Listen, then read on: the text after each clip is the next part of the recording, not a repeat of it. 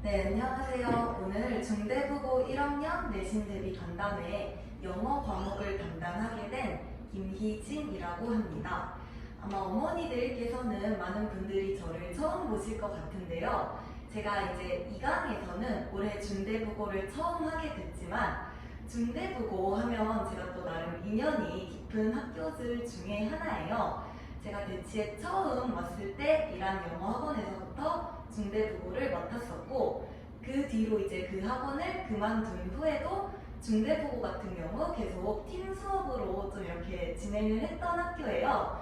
그러다 보니까 이제 어느 정도 팀 수업 인원도 좀 모이고, 그 중에서 아이들이 성적도 좀 받아오고 월등급도 나오고 이렇게 하다가 이제 입소문을 좀 타면서 2강에서 이제 마침 선생님 그러면 한번 중대부고를 강의를 해보시는 거 어떠냐 이렇게 제안을 해주셔서 올해 처음 진행을 하게 됐는데요.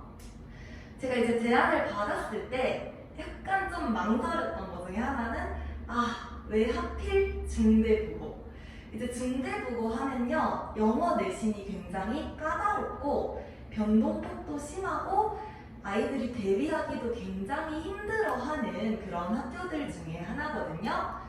그래서 이제 지금 1학년 1학기 중간고사가 끝난 시점에 어머니들이나 아이들도 성적을 봤을 거고 시험 이제 결과에 대해서 각자 다들 생각을 하셨을 거라고 생각을 해서 중대부고 시험 분석 같은 경우는 좀 간단하게 설명드리고 그 다음에 그러면 이 시험을 이제 어떻게 대비해야 하는지 수업 방식에 대해서 설명을 드리고 기출 예시를 통해서 간단하게 살펴보는 식으로 오늘 구성을 좀 해봤습니다. 먼저 시험 분석은 이미 다들 알고 계시겠지만 중대부고 같은 경우 시험 범위가 굉장히 적은 학교가 아니에요. 교과서에 부효제에 모의고사까지 모의고사도 대부분은 18번부터 40번까지 쭉 다 넣는, 그래서 아이들이 시험 범위에 봐야 할 지문의 양이 굉장히 많은 학교라고 할 수 있겠습니다. 그렇다면 시험 범위는 이제 어떻게 구성이 되느냐? 보시면 교과서와 부교재 합쳐서 약 50% 정도가 출제가 되고요. 모의고사에서 나머지 50% 정도가 출제가 되는데 특이한 점은 이제 이 모의고사는 학교에서 보통 수업을 하지 않으신다는 거죠. 그러면 시험지 구성은 이제 어떻게 되어 있는지 같이 살펴보면은 먼저 객관식 같은 경우 듣기와 독해로 크게 나뉘어지는데 듣기 같은 경우는 굉장히 비교적 편의하고 여기서 크게 변별력을 주신다는 느낌은 없습니다. 그럼 이제 독해를 보시면 크게 저희가 내용, 어휘, 어법 이렇게 나눌 수가 있는데요. 내용에 관한 문제는 순서, 삽입, 빈칸 아니면 지칭, 추론 이런 것처럼 정말 너가 내용을 이해했는지를 물어보는 문제.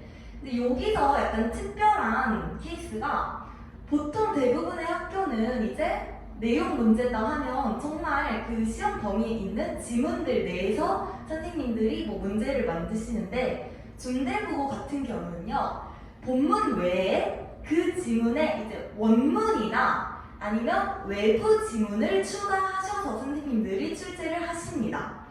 모의고사 지문이나 부교재 지문 같은 경우 그 지문이 이제 원래 온 출처가 있을 거 아니에요. 그런 부분들을 선생님이 직접 찾으셔가지고 시험에 함께 출제하십니다. 어휘 문제 같은 경우 마찬가지로 본문에 나와 있지 않은 다양한 외부 어휘를 사용하시고요. 어법이 이제 약간 거의 중대국어의 트레이드마크라고 할 수 있을 정도로 정말 지역적이고 정말 세세한 어법들, 이제 흔히 저희가 이제 감영어라고 하잖아요. 특히 이 대치 아이들 같은 경우 어렸을 때부터 워낙 영어에 많이 노출되고 영어 유치원도 다니고 이러다 보니까 아이들이 문법적인 지식보다는 정말 감이 좋은 경우가 훨씬 많아요. 근데 중대국어 같은 경우는 어떻게 하면 이제 그런 애들을 딱딱딱 틀리게 할 수 있는지 선생님들이 정말 잘 알고 계신 학교다라고 저는 개인적으로 생각을 합니다. 그래서 객관식 같은 경우는요, 이렇게 전반적으로 구성이 되는데 그러다 보니까 가장 중요한 게 뭐냐? 아이들이 시간이 없어서 못 풀어요. 내용 문제, 외부 지문, 원문에서 나오고요. 어휘 문제 내가 외우지 않은 외부 단어 나오고요. 문법 문제 내가 그냥 느낌으로 한 번에 찍을 수 있는 게 아니라 정말 이걸 생각을 해가지고 어법적으로 맞는지 틀리는지 판단을 해야 하기 때문에 매우 지역적이고 난이도가 높은 편으로 시간 관리가 핵심이 됩니다. 객관식은. 그래야 우리가 또 이 주관식을 풀 수가 있는데요. 주관식 역시도 단순 암기로는 절대 해결을 할 수 없는 그런 문제들 위주로만 구성이 되어 있습니다. 그래서 뭐 어떤 학교 같은 경우는 정말 본문을 달달달달 외우면 주관식에서 크게 어렵지 않아요. 뭐 시험 시간에 술술술 쓸 수 있는 그런 학교가 있는데요. 중대는 그런 케이스가 아니고 본문에 나와 있지 않은 어휘, 이 어휘를 스스로 떠올려서 쓸 수 있는 정도가 되어야 합니다. 그럼 이 어휘 학교에서 수업 시간에 정리를 해주는 거 아닌가? 라고 생각을 하실 수가 있는데요. 전혀 그렇지 않아요. 그렇게 해주면 이제 아이들이 학교 수업 열심히 안 듣는 아이들 사실 별로 없어요. 다 맞기 때문에 정리해주시지 않고요. 그냥 너가 원래 이 어휘 알고 있니? 너 스스로 생각을 해서 쓸 수 있니? 이런 식으로 출제를 하십니다. 그래서 이런 경우에 어법이나 어휘에 대한 탄탄한 실력은 물론이고요. 이제 제가 흔히 하는 말로 출제자의 의도를 파악하는 그런 시험이 돼버립니다. 아무리 내가 뭐 영어를 잘하고 영어적 감각이 뛰어나고 어렸을 때 뭐 미국에서 살다 왔고 영어 유치원을 나왔다고 하더라도 정말 이 시험에 맞는 시험을 위한 시험, 선생님들의 출제자의 의도에 맞는 그런 핵심을 파악하지 못하면 주어진 시간 내에 완벽하게 해결하기가 정말 어렵습니다. 그래서 영어 작문에서 아이들이 시간이 부족하다 보니까 또 이제 뭐 S를 빼먹는다든지 과거로 써야 되는데 현재로 썼다든지 이런 자잘자잘한 실수를 하게 되는데요. 중대국어 같은 경우는 제가 지금 이렇게 쭉 말했듯이 시험의 난이도가 굉장히 어렵고 지역적이고 그럼에도 불구하고 또 상위권 아이들이 굉장히 탄탄하기 때문에 이런 서술형에서 자잘자잘한 1점 1점 이런 실수 하나로 등급이 확확 갈려버리기 때문에 결국 객관식에서 시간 관리를 잘 해서 서술형을 꼼꼼하게 쓸 수 있는 그런 시간을 확보하고 서술형에서 실수를 하지 않는 것이 고득점을 위해 중요하다고 볼 수가 있습니다. 그러면 우리가 그렇게 대비를 하기 위해서는 어떤 식으로 평상시에 공부를 해야 하는가에 대해서 지금부터 말씀드리겠습니다. 먼저 이제 수업 방식에 대해서 설명을 드릴 건데요. 수업은 크게 이제 교재가 기출 분석을 바탕으로 제작한 제 손필기 자료, 요게 본교재가 되겠죠. 거기는 이제 끊어읽기와 함께 지문에 대한 꼼꼼한 어법, 어휘, 흐름, 요 분석을 한눈에 확인할수록 되어 있고요. 그리고 이제 또 중요한 자료 중에 하나가 요 서술형 대비 자료인데요. 얘는 이제 인터넷에 떠도는 그런 적중 자료 요런 게 아니라 제가 지금 한 3년, 거의 횟수로 4년째 중대국어를 맡아오면서 그간 시험 기출 분석을 토대를 바탕으로 제작을 한 중대국어의 시험 경향에 맞는 그런 서술형 자료를 가지고 수업을 하고 있습니다. 그래서 수업 구성을 크게 보시면요. 먼저 수업 전에는 아이들이 한 30분 정도 일찍 와가지고 숙제 검사하고 질의응답을 진행하고 이전 테스트 결과에 대한 오답 확인 등 다양한 개별 피드백이 이루어지고 있고요. 본 수업을 이제 진행을 하겠죠. 그러면 수업에서 아까 앞에서 말씀드렸던 필기 자료를 가지고 아이들에게 구문, 어법, 어휘 등 필기 수업이 이루어지고요. 다양한 외부 어휘 이런 것들을 좀 한 번에 수업 시간에 제가 정리를 해줍니다. 중대국어 같은 경우 이제 기출을 쭉 몇 년치를 한꺼번에 모아서 보다 보면은 선생님들이 좋아하시는 그 어휘라든지 동의어, 반의어 이런 것들이 있어요. 어법도 마찬가지예요. 선생님들이 좋아하시는 1학년 때는 약간 이런 어법을 좋아하시고 2학년 때는 이런 어법을 좋아하신다 하는 경향성까지도 약간 띄는 학교거든요. 그래서 그런 기출을 토대로 바탕으로 한 그런 수업을 진행하고요. 단순한 이제 지문 설명을 하는 것을 넘어서 제가 수업 시간에 아이들에게 얘들아 요거는 요렇게 변형할 수 있지 않을까? 요거는 요렇게 변형할 수 있지 않을까? 하면서 다양한 변형 가능성을 제시합니다. 뿐만 아니라 거기서 이제 아이들이 그냥 듣고 끄덕끄덕 해서 그치는 것이 아니라 수업 시간에 너가 직접 한번 써볼래 얘들아? 지금 써보자 이러면서 그에 대한 영작을 직접 해보도록 유도하고 있습니다. 수업 후에는요, 이제 아이들이 복습을 할 수 있도록 아까 말씀드렸듯이 필기를 제공하고요. 수업 내용을 완전히 똑같이 써놨기 때문에 아이들이 그거를 읽으면서 이제 수업 내용을 다시 한번 복기할 수 있는 그런 용도로 쓰면 되겠습니다. 워크북 제공해서 아이들이 이제 숙제를 하면서 다시 스스로 지문을 떠올려 볼 수 있고요. 이 워크북은 뭐 크게 어느 학교든지 공통적으로 5단계로 이루어져 있어요. 처음에 어법 골라봐, 뭐 2개 중에 하나, 뭐 밑줄 친 거 골라봐 하고 그 다음에 이제 너 고르지만 말고 직접 고쳐봐. 네가 알맞게 고칠 수도 있니? 해가지고 어법 고치기가 있고요. 영작하기 당연히 있고요. 어휘 완성하기. 요거는 이제 동의어나 반의어 모두 골라낼 수 있니? 해가지고 아이들이 막 처음에 선생님 이거 뭔가 잘못된 것 같아요. 왜 고르기인데 답이 막 여러 개인 것 같아요. 이렇게 막 말을 하는데 그게 이제 맞다. 모든 동의어를 네가 다 골라낼 수 있느냐 확인을 하는 거고요. 마지막에 스스로 확인하기까지 이렇게 기본 5단계로 이루어져 있고요. 나머지 뭐 플러스 약간 1, 2단계 정도 학교 경향에 맞게 출제가 되는데요. 중대국어 같은 경우는 여기에 이제 제가 외부 지문, 거의 모든 지문, 교과서를 제외한 모든 지문에 외부 지문을 붙여가지고 다시 말하면 아까 말씀드렸던 그 지문의 원문이겠죠. 출처가 되는 지문을 붙여가지고 뭐 순서 배열이라든지 이렇게 학교 그 경향성에 맞는 그런 유형을 하나씩 더 추가를 하고 있습니다. 수업 후에 당연히 숙제 및 테스트 결과는요.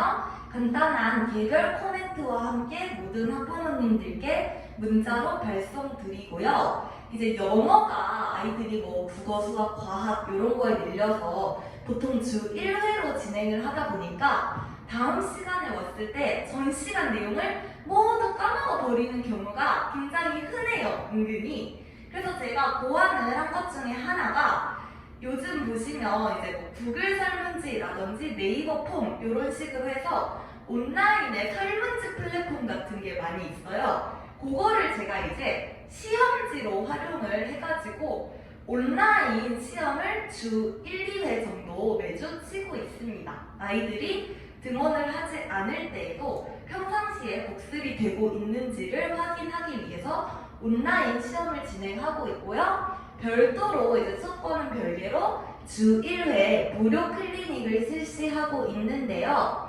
무료 클리닉에서는 이제 시험에 통과한 학생, 뭐 숙제를 잘 해왔던 그런 학생 같은 경우에는 추가 문제를 제공하고요. 그렇지 않은 학생들 같은 경우에는 그 시간에 이제 남아서 다 끝내고 갈 수 있도록 진행을 하고 있습니다. 마지막으로 그렇게 되지 않길 바라지만 이제 어쩔 수 없이 또 뭐 코로나가 심해진다든지 이렇게 비대면을 해야 하는 상황까지 제가 전부 대비를 하고 있는데요. 그런 경우에는 이제 수업은 줌으로 실시간을 진행을 하고 있고요. 과제는 카톡으로 제출을 하고 아까 말씀드렸듯이 그 구글 설문지 같은 온라인 플랫폼을 통해서 복습 테스트를 진행하고 있습니다. 작년에 이제 이렇게도 수업을 해본 경험이 있기 때문에 올해 뭐 상황이 어떻게 된다 하더라도 당황하지 않고 차분히 수업을 진행을 할 준비가 다 되어 있습니다. 그리고 이제 고득점 대비. 그러면 전반적인 수업은 이렇게 진행을 하되 정말 내가 고득점 100점 아니면 뭐 99점, 98점 이렇게 1등급의 좀 안정적인 점수를 받기 위해서는 어떻게 해야 하느냐라고 물으신다면 중대국어는 그 무엇보다도 실전 연습이 정말 중요한 학교라고 말씀을 드릴 수가 있겠습니다.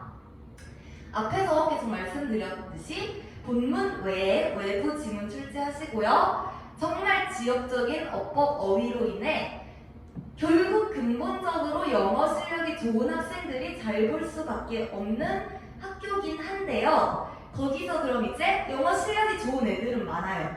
그럼 이 1, 2등급을 가르는 기준은 무엇이냐 하면은 결국 시간 관리라고 저는 생각을 합니다.